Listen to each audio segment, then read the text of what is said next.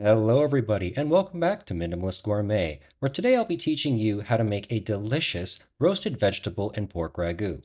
Not only is this tasty and quite simple to make, but it actually has 5 hidden vegetables inside. That's right, it's a great way to get extra vegetables into your diet, or for that picky eater, did somebody say kids? That's right, they're going to love it too. So let's go ahead and get started. The base of this sauce is made from tomatoes, zucchini, bell peppers, you can use any color, they'll all work fine, onion, some carrot, and of course it would not be complete without some garlic. The first thing we need to do is cut up our veg so we can put it in the oven and roast it. Now, when cutting it, you do not want to go too small of a dice here or too fine. You want to go for relatively big chunks, as you can see I'm doing here. Don't worry, we'll go ahead and take care of this later. When it comes to the tomatoes, all you need to do is actually pull out the stem here and then cut them up. They don't need to be peeled or seeded, but you can certainly take that extra time to do that if you would like.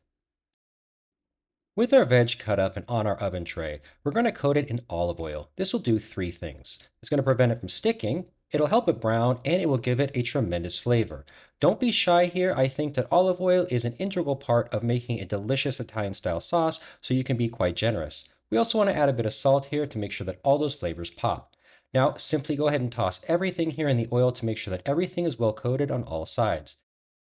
And finally, you want to make sure that you have all the veg into a single layer so that everything is done at the same time and cooks evenly.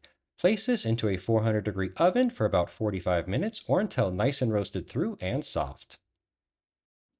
I pulled my veg when it looked like this after about 45 minutes. This is done to my liking. The vegetables are roasted through, nice and soft, and have good color. However, if you'd like to go longer and make them a little darker, that is totally up to you.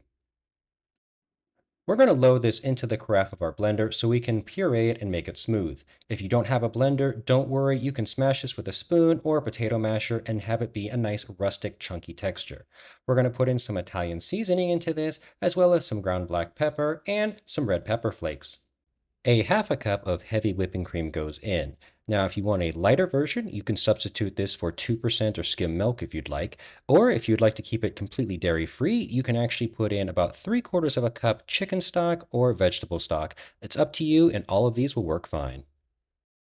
Finally, I'm going to add about a quarter cup of water to this to clean out the cream that stuck to my cup, as well as to bring the total volume of liquid I've added to about 3/4 of a cup. We're going to top our carafe here and blend it.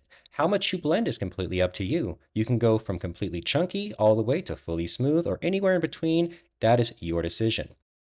Now, if you'd like to keep this recipe vegetarian, you can stop after blending. It grows great on some pasta, you can serve it over chicken breasts, it even works fantastic as a spread on some garlic toast. For the rest of us, we're going to go ahead and finish the recipe by cooking up the pork. I have my ground pork over medium-high heat, and I'm going to season it with a decent amount of salt and some olive oil to help it brown as well as add some flavor. If you'd like, you could substitute the ground pork for ground beef, ground chicken, chorizo, ground turkey, Italian sausage. Any of these will work fantastically, so pick one that sounds good to you. You're going to continue browning the pork, breaking it up with your spatula until it's just cooked through. Once the meat is just cooked through, go ahead and add in your tomato paste. Now we're going to cook the tomato paste here for about 3 or 4 minutes on a medium heat. This will cook out any raw tomato flavor that might be there, as well as bring out and accentuate some of that natural sweetness of the tomato. So go ahead and stir it in and allow it to cook for about 3 or 4 minutes before we add in our pureed sauce. Pour the sauce directly over the pork and take about a quarter cup of water to rinse out the carafe. Not only will this free any of that sauce stuck in the carafe, but the water will help thin out our sauce slightly because we're going to cook it for a few more minutes here with the pork to make sure all the flavors blend and you don't want it to get overly thick. Cook this over medium or medium-low heat for about 7 to 12 minutes. This will give a chance for all the flavors to combine and create a cohesive sauce. Right at the end, I like to add a handful of chopped basil. I think it gives that nice herbal punch of flavor that is bright in contrast to the creamy, rich sauce. We're going to go ahead and give everything a taste here to make sure that it's seasoned well. I decided that I needed to add a little bit more dried herbs, so I sprinkled that in, and then I gave it one final taste. Again, make sure to adjust to your liking and don't underseason.